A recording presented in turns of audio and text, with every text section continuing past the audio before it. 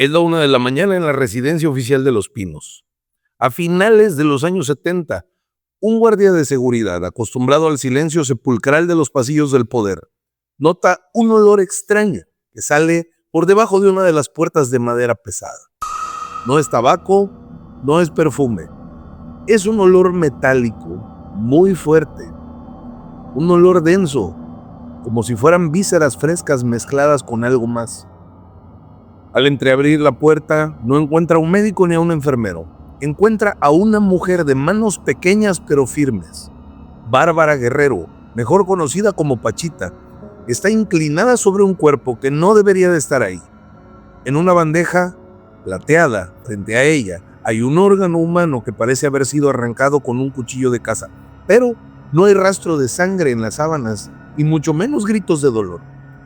El guardia cierra la puerta de inmediato. Sabe que lo que acaba de ver no es un crimen, es un procedimiento que no figura en ningún manual de medicina, pero que cuenta con la autorización más alta del país. Esa noche, el guardia entendió que en México, la banda presidencial no solo se gana en las urnas, se pacta en la oscuridad, entre rezos, sacrificios y entidades que no pertenecen a este mundo.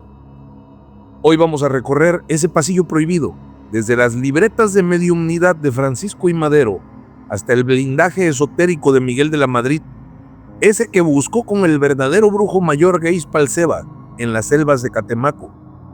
Pasaremos por el enigma de Jacobo Greenberg y su caída ante el misticismo de los Echeverría, el papel de Margarita López Portillo como la gran sacerdotisa del poder, y vamos a cerrar con los rituales ancestrales que hoy, de forma pública, habría realizado Andrés Manuel López Obrador.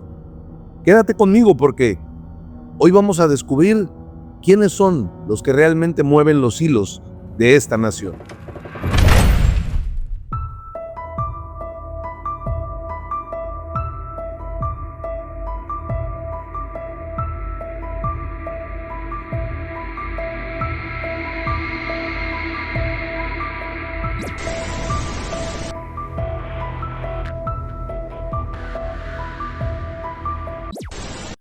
Para entender la historia de México, no hay que mirar los monumentos de bronce, sino las sombras que estos proyectan. Francisco I. Madero, el hombre que encendió la mecha de la revolución en 1910, es recordado como un héroe civil, pero en la intimidad de su despacho, Madero era un hombre que no pertenecía del todo a este mundo. Esta no es una historia de café. Los datos que estás a punto de escuchar están resguardados en el Archivo General de la Nación. En el fondo, Francisco I. Madero. Allí, en legajos amarillentos, descansa la prueba de que México fue gobernado literalmente por órdenes del más allá.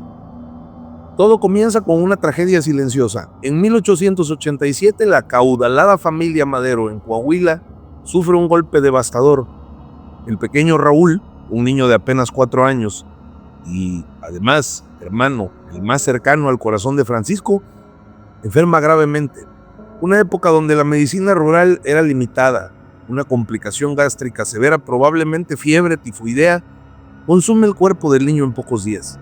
Francisco, que entonces tenía solo 14 años, ve cómo la vida de su hermano se escapa sin poder hacer nada. Ese vacío no se llenó con el tiempo, se convirtió en una obsesión por saber a dónde van los que mueren. Años después, mientras estudiaba en Francia, Madero camina por una librería en París y un libro parece saltar a sus manos.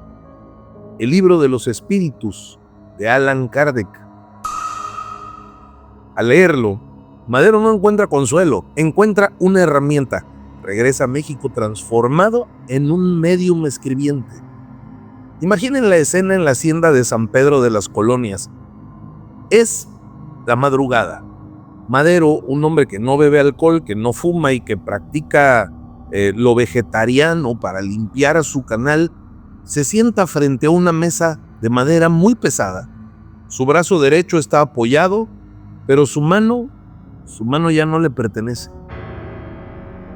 Madero practicaba la psicografía. Entraba en un trance tan profundo que su mirada se perdía en la penumbra. Según sus propios diarios, sentía una corriente eléctrica recorriendo su espina dorsal justo antes de que la entidad tomara el control de su pluma. La caligrafía cambiaba. De su letra pequeña y ordenada pasaba a trazos grandes, nerviosos y casi violentos. El primer contacto que aparece en las libretas del Archivo General de la Nación es precisamente Raúl. Pero el espíritu del niño no venía a jugar. A través de la mano de Francisco, Raúl le dictaba una disciplina monástica. Le ordenaba purificar su cuerpo y su mente. En los mensajes psicografiados, Raúl le decía: prepara tu espíritu porque grandes cosas se esperan de ti.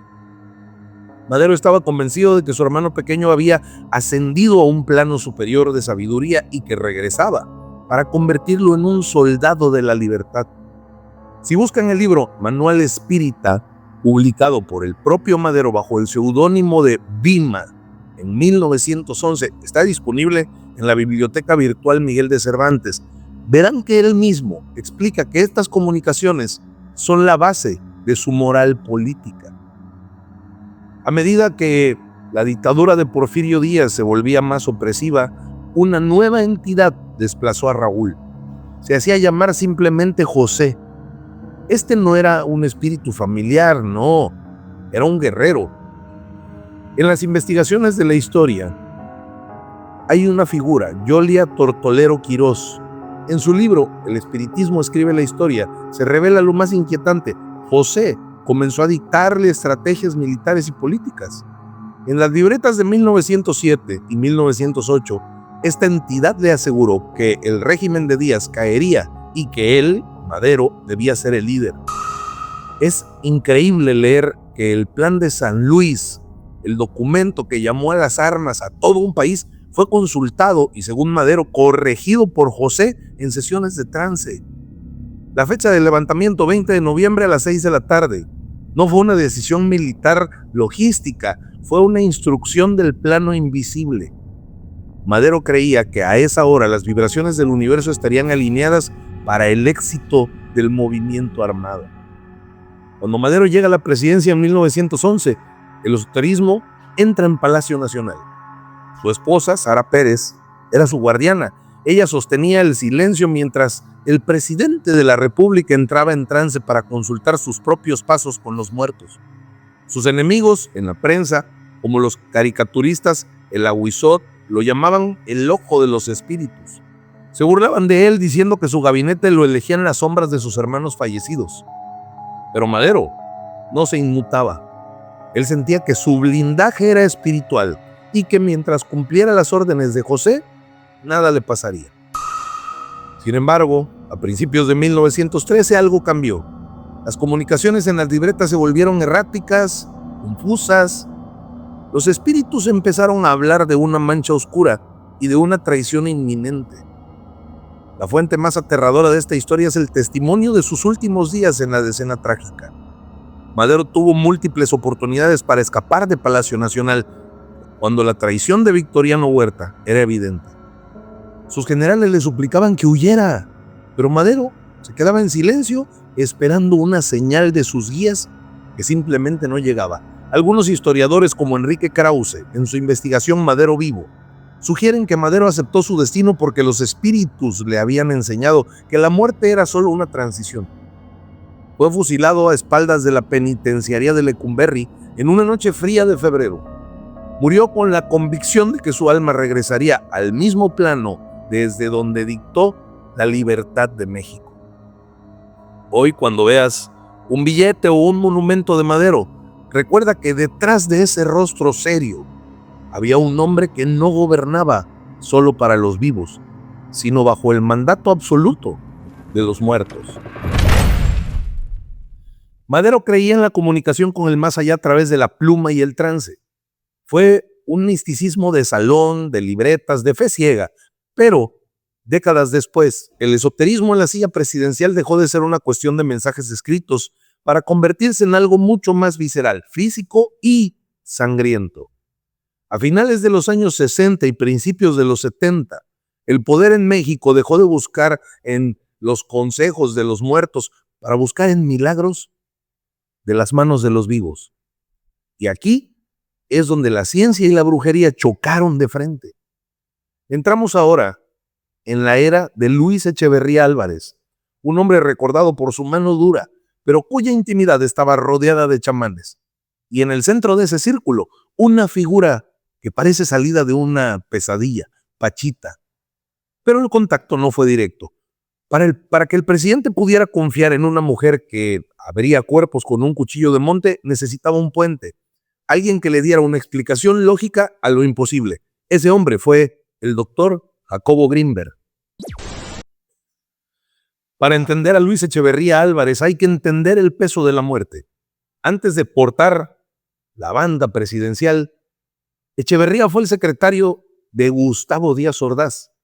Sobre él cae la responsabilidad operativa de aquella trágica, muy trágica, situación de Tlatelolco el 2 de octubre de 1968.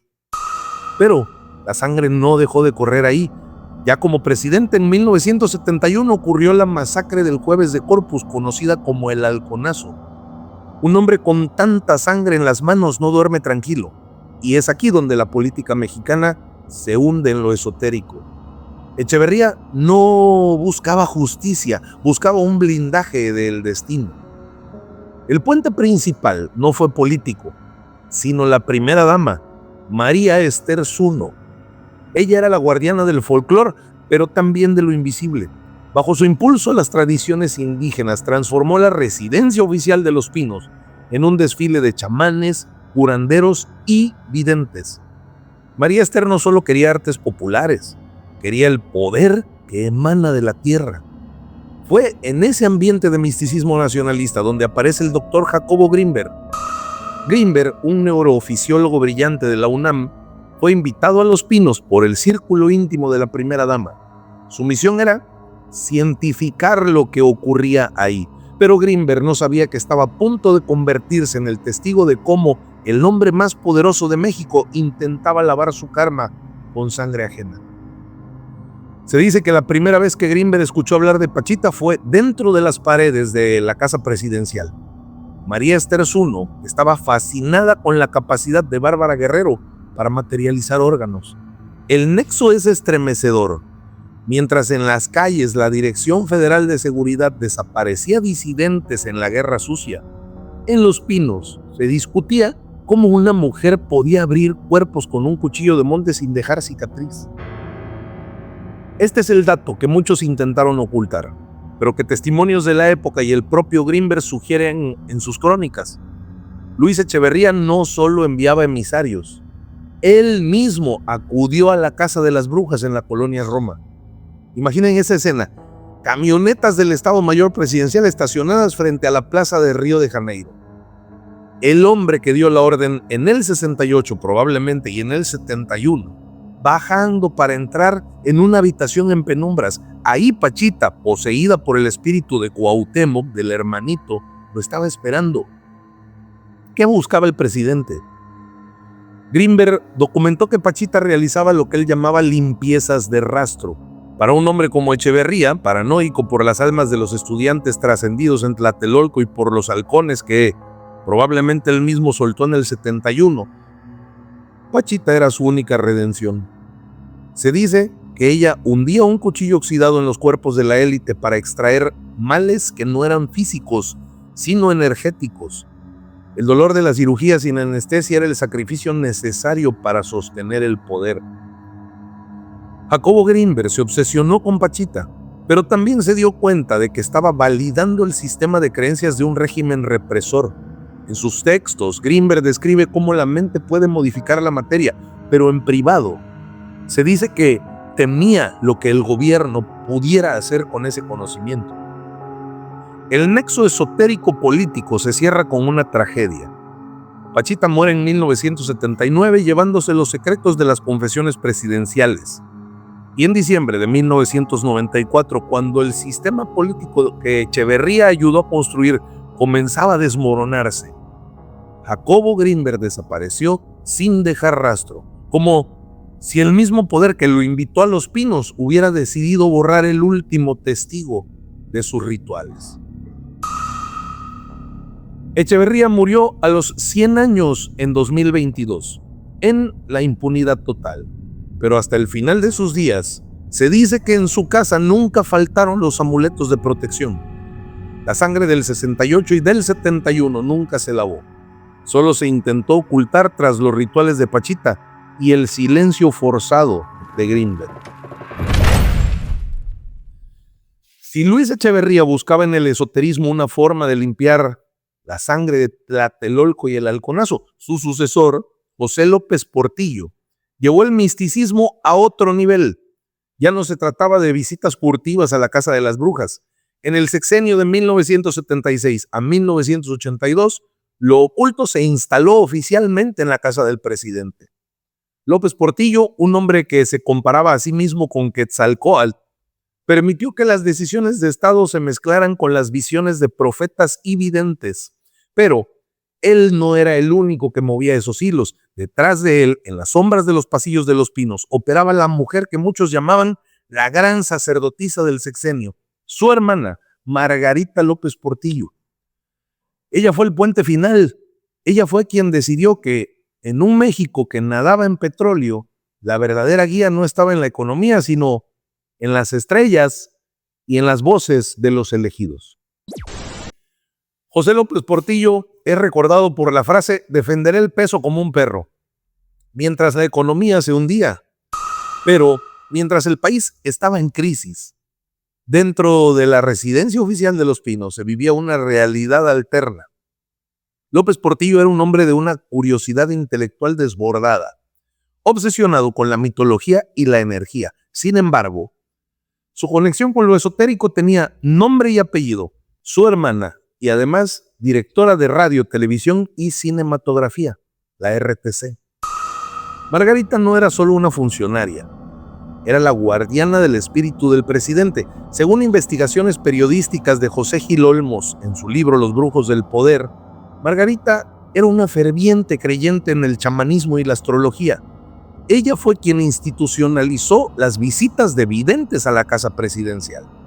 Bajo su mando, no solo Pachita continuó teniendo acceso al círculo más íntimo, sino que se dice que videntes extranjeros y locales tenían habitaciones asignadas o incluso acceso libre a la residencia.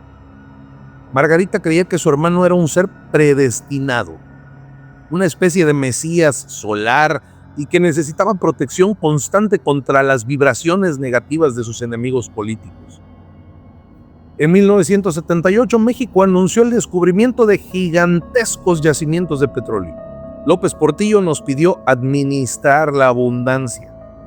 Lo que no se dijo públicamente es que, según crónicas de la época como las publicadas en la revista Proceso, Margarita consultaba a los astrólogos para decidir en qué momentos exactos se harían los anuncios económicos. Ese nexo exotérico aquí es la paranoia del éxito. Se dice que Margarita estaba convencida de que el petróleo era un regalo divino, pero que venía con una maldición si no se realizaban los rituales adecuados. Hay testimonios que sugieren que se realizaron limpias en las plataformas petroleras y en las oficinas de Pemex bajo sus órdenes directas, utilizando los mismos chamanes que atendían al presidente en Los Pinos. Un dato rastreable y muy fascinante es la relación de López Portillo con figuras como el vidente Uri Geller y además diversos chamanes que Margarita le presentaba. Pero el vínculo más oscuro era la idea de la transmisión de energía. Se cuenta que durante las sesiones en Los Pinos, Margarita organizaba círculos de oración y meditación alrededor del presidente para fortalecer su aura. Mientras el gabinete discutía la deuda externa, en el piso de arriba se quemaba copal y se invocaba la protección de los antiguos dioses mexicas. El presidente mismo, en sus memorias tituladas Mis Tiempos, reconoce su fascinación por estos temas, aunque trata de darles un tinte más filosófico que mágico. Hacia el final del sexenio, en 1982, cuando el peso se devaluó y el país entró en bancarrota, la fe de los López Portillo en sus videntes no disminuyó, se radicalizó. Margarita estaba convencida de que la crisis no era financiera, sino un ataque espiritual de fuerzas extranjeras. El nexo con la realidad es trágico. Mientras ellos se encerraban con sus asesores espirituales, el pueblo mexicano sufría una de las peores crisis de su historia. La desconexión era total. La musa del poder, había creado una burbuja mística que impidió que el presidente viera el desastre que se avecinaba. Al final, ni los rituales de Pachita, ni las cartas ancestrales de Margarita pudieron salvar el sexenio de la deshonra. Margarita López Portillo murió en 2006, manteniendo siempre un perfil de mujer culta y mística. Pero, para los que trabajaron en Los Pinos en aquellos años, ella fue la responsable de que la política mexicana se convirtiera en una corte de milagros.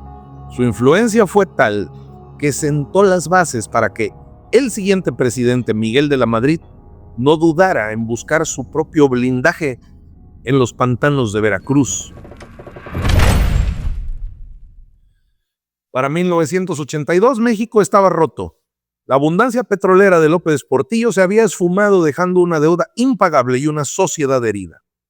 En este escenario de cenizas llegó Miguel de la Madrid Hurtado, un hombre de apariencia gris, educado en Harvard, que prometía una renovación moral. Pero detrás de sus lentes y su discurso de autoridad, de la Madrid escondía el mismo miedo que sus antecesores, el miedo a la traición de su propio gabinete. En la política mexicana de los 80, la envidia era un arma mortal. Para protegerse, el presidente no buscó a los intelectuales de la capital, sino que bajó a las tierras húmedas de Veracruz, ahí donde la selva se traga la razón. Buscó al hombre que podía ver lo que sus espías no alcanzaban. Buscó a un brujo mayor de Catemaco, Gay Spalceva. 1982. México no solo cambiaba de presidente, cambiaba de rostro. Entraba en escena la tecnocracia con Miguel de la Madrid Hurtado, un hombre de formas cuadradas, educado en Harvard, que parecía la antítesis de lo místico. Pero en la política mexicana, la apariencia es solo la máscara que oculta los hilos más antiguos. Detrás de la fachada de renovación moral, se escondía un pacto realizado en la penumbra de Catemaco, Veracruz, bajo la sombra de los árboles de ceiba que guardaron los secretos del poder. Para rastrear esta historia, hay que escuchar una declaración que sacudió los círculos del esoterismo y el espectáculo en México recientemente. Pedro Romero, un hombre que durante años estuvo en el centro de la cultura pop infantil interpretando al icónico personaje Pistachón Zigzag en el programa Odisea Burbujas, decidió romper el silencio tras una crisis personal que lo llevó a refugiarse en la religión. Romero, quien confesó haber escalado posiciones altas en jerarquías de ocultismo y magia negra antes de su conversión, soltó una bomba informativa que pocos se atrevieron a repetir. Aseguró que la presidencia de Miguel de la Madrid no se decidió únicamente en las urnas de un PRI hegemónico, sino que fue pactada y amarrada en las tierras húmedas de Veracruz. Según Romero, el círculo cercano de la Madrid, consciente de la fragilidad de un candidato que no venía de las bases populares, buscó activamente fuerzas que no figuran en la Constitución para garantizar que su ascenso no fuera saboteado por sus propios rivales internos. El nombre que surge en este nexo es el de Gay Spalceva, el auténtico y respetado brujo mayor de Catemaco. Gay Spal no era un personaje de televisión, era un hombre de conocimiento ancestral cuya autoridad en los Tuxtlas era absoluta. El testimonio de Romero, respaldado por crónicas de la política veracruzana, indica que, siendo un candidato, Miguel de la Madrid buscó a Gay Spal para un ritual de apertura de caminos. Imaginen la escena. Un hombre que hablaba de modernidad y eficiencia administrativa entrando en la choza de Gay Spalceva en medio de la selva. No buscaba consejos sobre inflación o la deuda externa, buscaba lo que en el misticismo se llama blindaje del trono. El ritual implicaba no solo la limpieza del candidato con hierbas y aguardiente, sino un pacto de sangre simbólico para que sus enemigos políticos, los viejos dinosaurios del partido, quedaran confundidos, ciegos y mudos ante su ascenso. Pedro Romero afirmaba que estas prácticas eran el pan de cada día en la élite, pero que el caso de la Madrid fue especialmente crítico por la magnitud de la crisis social que el país estaba por enfrentar. Gay Spalceva, un hombre que leía las debilidades humanas como si fueran mapas, sabía que de la Madrid temía a la traición. Por ello se dice que el brujo mayor le preparó un objeto de poder único, un amuleto personal cargado con elementos de la selva y oraciones secretas que el presidente debía llevar consigo en todo momento. Este amuleto tenía una función específica: desviar las salaciones y las envidias. En la política de los 80, una velación en contra de un funcionario podía significar un escándalo o una caída estrepitosa. El testimonio de Romero sugiere que el éxito relativo de la Madrid para terminar su sexenio, a pesar de desastres como el terremoto del 85 y las devaluaciones constantes, se debió a este respaldo invisible. Es la paradoja mexicana: el tecnócrata de Harvard gobernando con un amuleto de Catemaco en el bolsillo de su traje de gala. ¿Cómo es que un hombre de tal formación termina en una choza veracruzana? El nexo es la supervivencia pura. En los años 80, la política mexicana era una selva donde la traición se pagaba con el exilio o la muerte política. Pedro Romero no fue el único en mencionarlo. Diversos periodistas de la vieja guardia en Veracruz han documentado por décadas las visitas de figuras nacionales que llegaban en helicópteros oficiales a zonas restringidas de la laguna de Catemaco. Llegaban de noche, en silencio, buscando a Geix Palceva antes de cada elección o toma de sesión importante. La declaración de Romero sobre el personaje de Pistachón Zigzag añade una capa de surrealismo oscuro. ¿Cómo es posible que los mismos círculos que entretenían a los niños de México fueran los mismos que servían de puente entre los brujos y los presidentes? Este nexo sugiere una red de influencias donde el espectáculo, lo oculto y el poder absoluto se alimentan entre sí. Miguel de la Madrid terminó su sexenio y entregó el poder en 1988 en la elección más turbulenta y cuestionada de la historia moderna, bajo la sospecha de la famosa caída del sistema.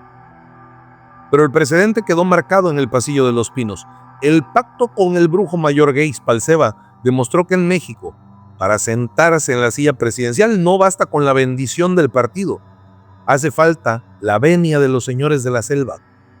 Pedro Romero dejó su testimonio como una advertencia sobre los hilos invisibles que realmente mueven al país. Hoy, la figura de Geix Palceva, fallecido en 1999, sigue siendo recordada como la del hombre que desde el corazón de Veracruz ayudó a amarrar el destino de un presidente que juró renovar la moral de una nación mientras sostenía un pacto con las sombras. Con Miguel de la Madrid, el poder en México regresó a sus raíces más profundas, buscando en la selva de Catemaco el blindaje que las leyes no podían darle. Pero, tras su salida en el 88, el país dio un giro violento hacia una modernidad que prometía dejarnos en el primer mundo. Llegó la era de Carlos Salinas de Gortari, el hombre del Tratado de Libre Comercio, de las privatizaciones y de la tecnología. Parecía que los amuletos de barro y las limpias con hierbas ya no tenían lugar en las oficinas de cristal de la tecnocracia. Sin embargo, detrás de esa máscara de eficiencia económica se escondía una paranoia aún más profunda.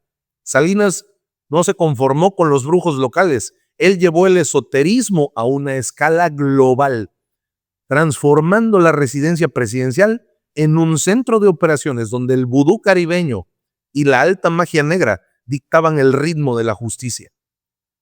Bienvenidos a uno de los niveles más oscuros de este iceberg, donde la modernidad se arrodilló ante el sacrificio.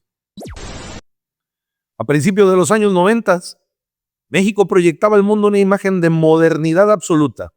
El presidente Carlos Salinas de Gortari, economista de Harvard, era el rostro de la solidaridad y el Tratado de Libre Comercio. Bajo su mando, el país parecía dejar atrás el tercer mundo para integrarse a la élite global. Pero mientras las cámaras registraban sus triunfos diplomáticos, en la intimidad de las residencias de la familia Salinas se gestaba una realidad paralela, densa y oscura. Si Madero buscaba consuelo en los muertos y, de la Madrid, protección en la selva, Salinas de Gortari llevó el esoterismo a una escala transnacional. Ya no se trataba de fe, se trataba de una tecnología de control mental y espiritual.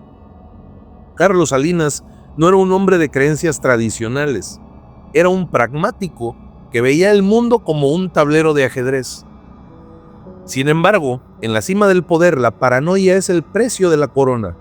Según investigaciones detalladas de José Gil Olmos en Los Brujos del Poder, La familia presidencial, encabezada en lo místico por su hermano Raúl Salinas de Gortari, desarrolló una dependencia absoluta por la santería y el vudú caribeño.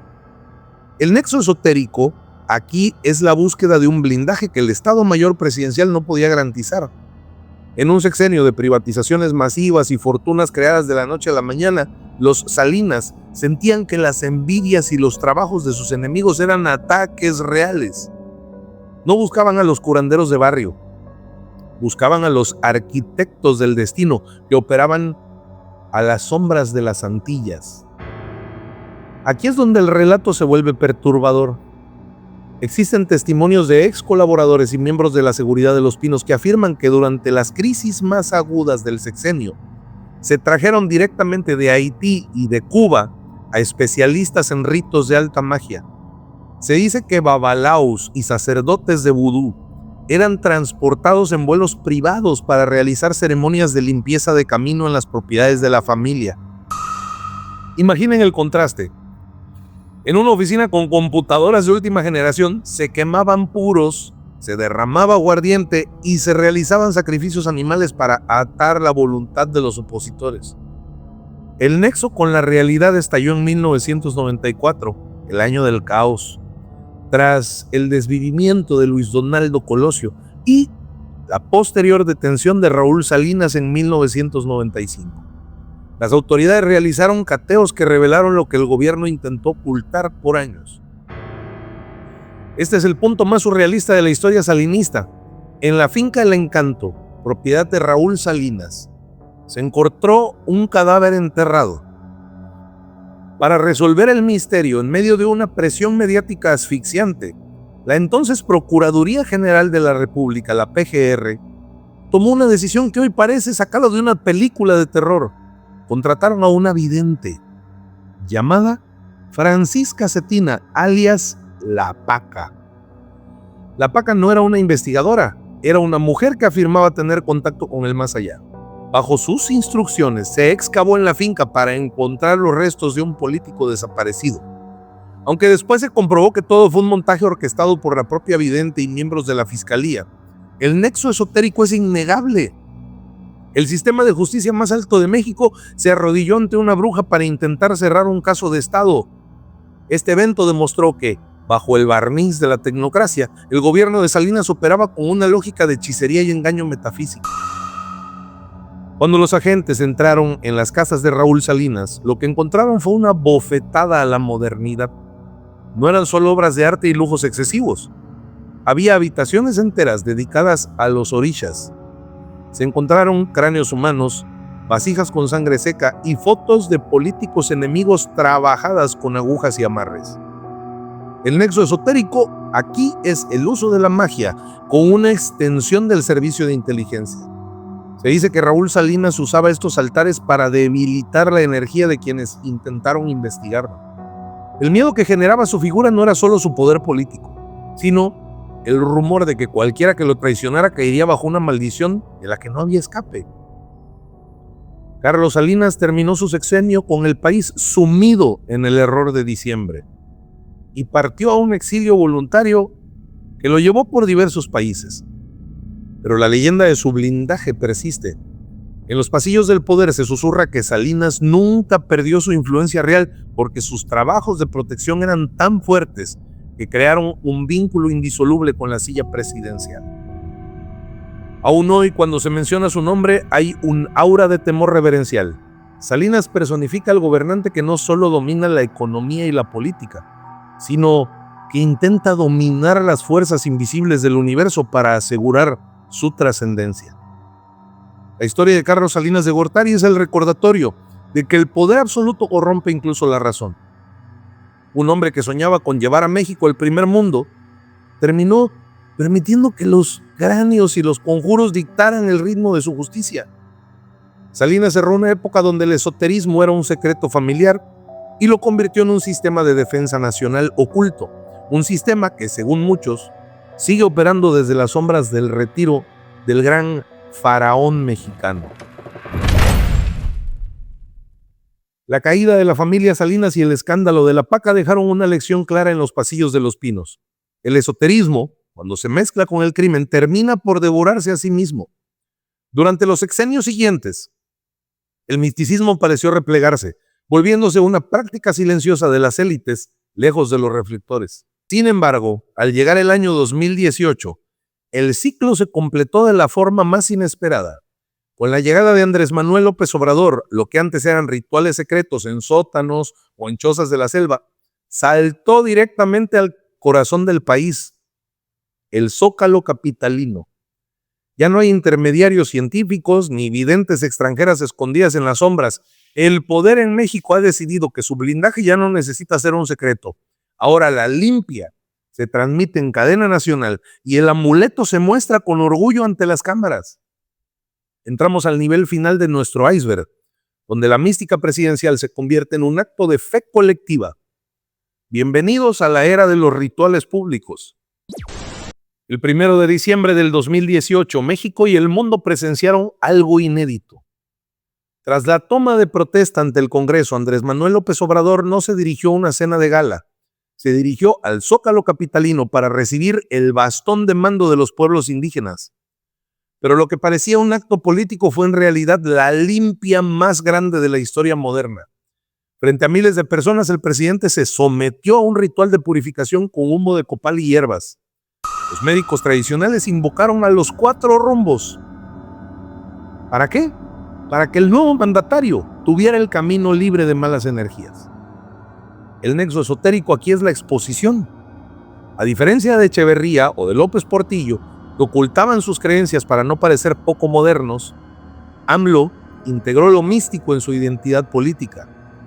Si quieres rastrear esto, basta con ver las transmisiones oficiales de aquel día. El presidente cierra los ojos, inclina la cabeza y permite que el humo lo envuelva.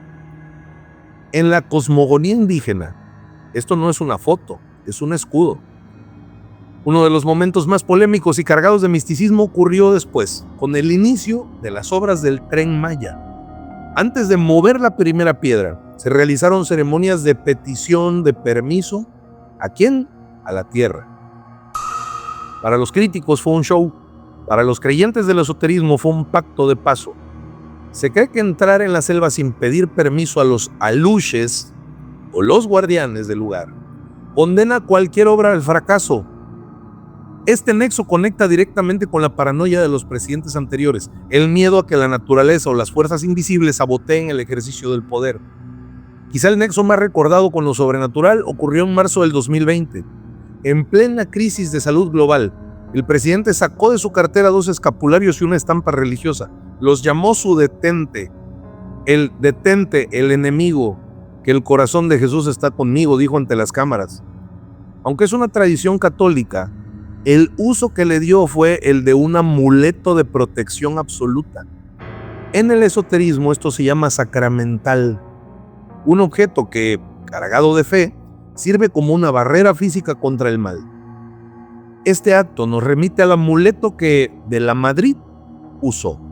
La necesidad de llevar consigo algo en el bolsillo que la ciencia no puede explicar, pero que el poder necesita para sentirse seguro. AMLO ha hecho de su quinta en Palenque, en Chiapas, México, su centro de retiro, pero de retiro espiritual. Palenque no es solo un lugar de descanso, es una de las zonas arqueológicas con mayor carga energética del mundo maya. Existen crónicas de algunos periodistas que cubren sus giras que mencionan sus visitas a zonas restringidas de las ruinas en fechas específicas. La recarga energética.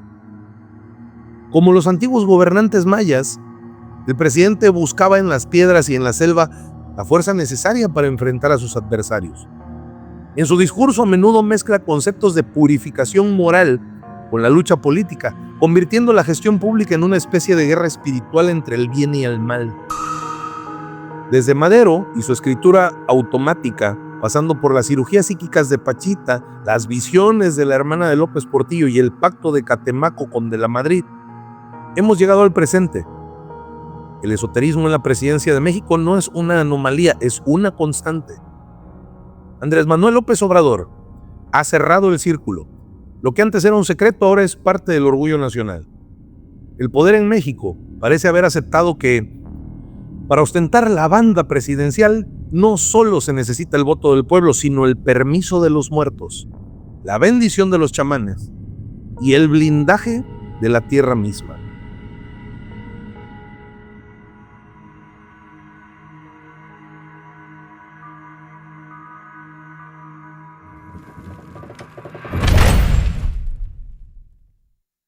Hemos ascendido por las capas más profundas de este iceberg. Desde las libretas psicografiadas de Madero hasta la purificación masiva de López Obrador en el Zócalo, hemos visto cómo la sangre del 68 y el 71 buscó redención en el cuchillo de Pachita, cómo la opulencia de los López Portillo se entregó a las visiones de la Musa y cómo el poder tecnócrata de la Madrid y Salinas terminó hincado ante los brujos de Catemaco y los babalaos del Caribe. A través de estas historias, una verdad incómoda ha quedado al descubierto. En México, la banda presidencial no solo se porta sobre el pecho, se carga como un amuleto. Quizás pienses que todo esto es folclore o curiosidad para ganar likes y views, llenar libros de historia o programas de misterio. Ok, que los presidentes son hombres de ciencia y leyes que solo usan estos rituales para ganar simpatía popular. Pero piénsalo bien, ¿por qué hombres con acceso a la mejor tecnología, al ejército más poderoso y a los asesores más brillantes del mundo terminan siempre buscando consuelo en una estampa, en una choza de Veracruz o en una sesión de espiritismo a medianoche? Tal vez sea porque cuando te sientas en esa silla, te das cuenta de que hay fuerzas que no puedes controlar con decretos, que en los pasillos del Palacio Nacional, los ecos de los que estuvieron antes siguen susurrando, y que el poder absoluto siempre exige un pago que no pertenece a este mundo. La próxima vez que veas una ceremonia oficial o escuches a un mandatario hablar de protección moral, recuerda lo que escuchaste hoy. En México, el gobernante nunca está solo en su despacho, siempre hay una sombra observando desde la esquina. Gracias por acompañarme en este viaje al corazón oscuro del poder. Yo soy Quique Huerta y hoy te pido, no mires por la ventana.